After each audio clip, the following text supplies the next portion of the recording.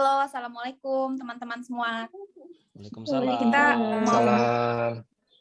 jadi kita mau diskusi soal ini ya, tentang pembelajaran kita dan pengajaran kita di masing-masing jurusan ya. Ini kan ada dari jurusan MI ya, Mbak V, Pak Surahmat, sama Mbak Rahmi ya.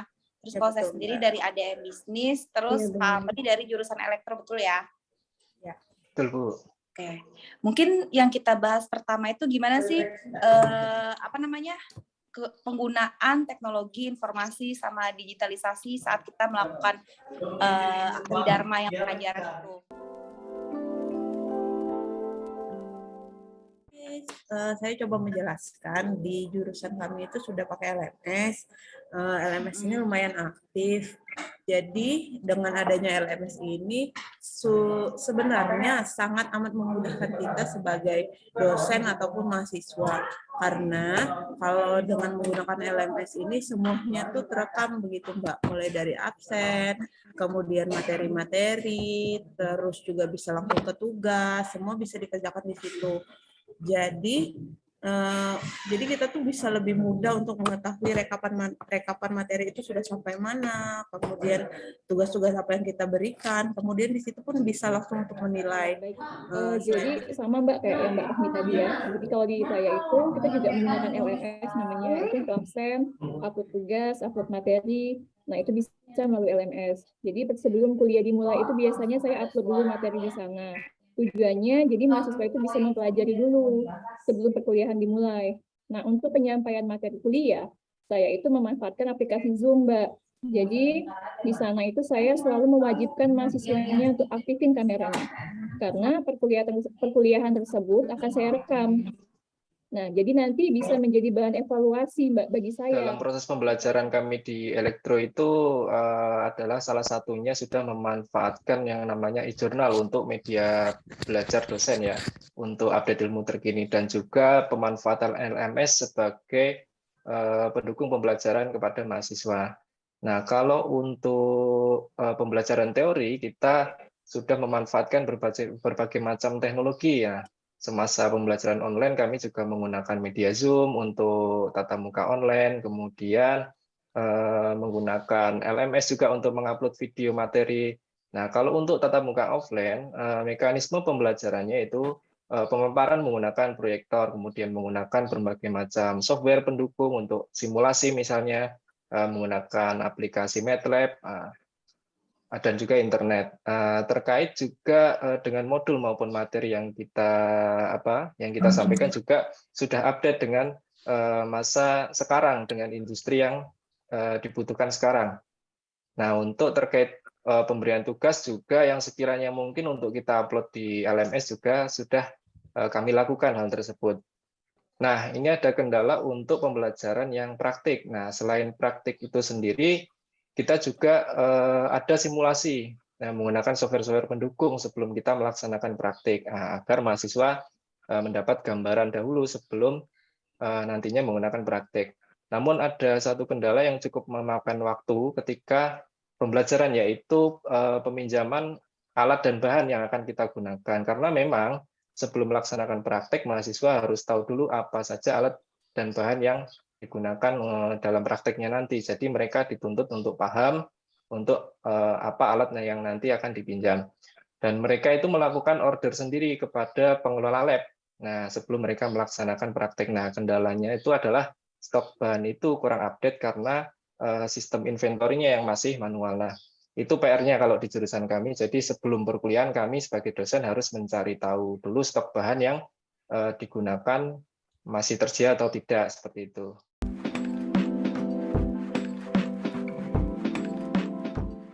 Kita itu sebagai dosen nggak boleh terintervensi ya ketika pemberian nilai. Nah, kalau nggak salah kemarin itu kan ada kasus ya, ada aja tuh orang tua dosen atau maksudnya orang tua mahasiswa dan juga kerabat-kerabat yang merasa dekat dengan dosen itu kan, kayak tolong dong ini anak saya atau saudaranya siapa dibantuin. Itu tuh kalau nggak salah ada dari beberapa jurusan gitu saya dengar. Dari Pak Surahmat ada komen nggak Pak soal hal ini? Oh iya, Mbak Tika. Jadi kalau untuk penilaian sebenarnya di LMS sudah ada juga, tapi kalau mau ada teknik lain ini saya mau share screen sebentar ya. Jadi kalau Ya boleh. misalnya kita menggunakan sebuah eh, kelas misalnya, contoh aja misalnya kita punya Google Class kayak itu. Ini pernah saya pakai juga kayak itu. Ada suatu mata kuliah tertentu. Jadi di sini ada sistem distribusi, sistem digital. Kita bisa lihat ya, kita bisa perlihatkan misalnya ada mahasiswa atau orang tua mereka atau gini loh Pak, misalnya untuk penilaian kita bisa lihat ini loh nilai anak tersebut misalnya. Ini contoh mahasiswa nih, missing nih atau tiga kayak itu missing. Artinya dia nggak ngirimin tugas. Ada juga yang ngirim tugas misalnya telat, dia masuknya ke late kayak itu ada keterangannya. Kemudian ada juga misalnya yang yang ngirim tugas, nah semuanya bisa terdata di sini. Jadi penggunaan Google Class di membantu media pembelajaran kayak ini kan itu bagus sekali. Jadi tugasnya kapan, ini kita bisa lihat juga. So ini tugas kapan, ini tugasnya kapan dibuat, tugasnya kapan terakhir bisa ngumpul, kapan dibuat, terus apa tugasnya jenis apa. Jadi bisa kita lihat semuanya. Nah, jadi kalau kita sudah punya tugas atau punya kelas seperti ini, mudah-mudahan masalah penilaian itu kita jadi clear. Kita terbuka, mahasiswa bisa lihat nilai, orang tua bisa mau lihat nilai, kita bisa bukakan join, atau teman-teman sejawat juga bisa lihat ini loh penilaian kita. Dengan penggunaan Google Classroom itu kita terbebas lah ya dari intervensi-intervensi dari luar, terus juga kita bisa memberikan pelayanan yang terbaik ya dalam hal pengajaran.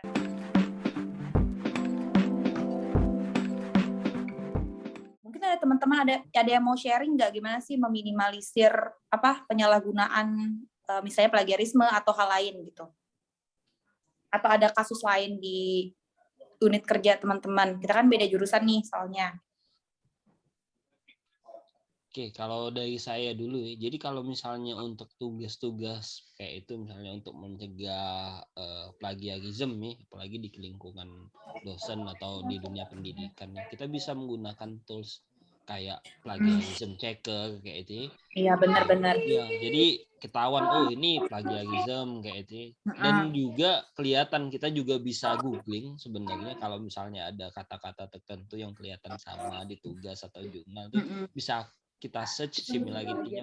Jadi memang itu ada ya aplikasinya, tapi kalau di jurusan kami itu diketahui bahwa kalau misalnya ada mahasiswa yang ngumpul laporan akhir, itu kan ada perpustakaannya ya dikumpulin di sana.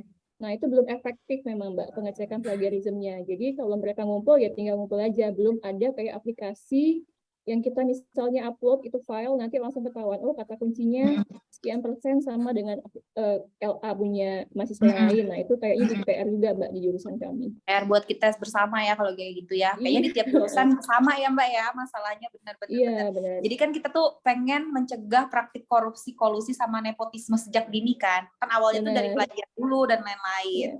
Mungkin itu ya PR-nya. Kayaknya di jurusan Mas Amri sama Mbak Rahmi juga sama ya? Atau ada tambahan nggak?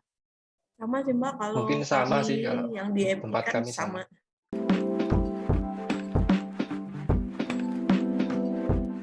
Pokoknya tuh intinya tuh yang pertama tadi kita udah menggunakan LMS, tapi dalam pengaplikasiannya itu mungkin ada kekurangan-kekurangan, apalagi soal yang plagiarisme segala macam, sama yang ada masalah yang laboratorium tadi ya Pak Amri ya. Nah mungkin nanti kita sama-sama di meeting berikutnya atau yang akan datang bisa kita selesaikan ya.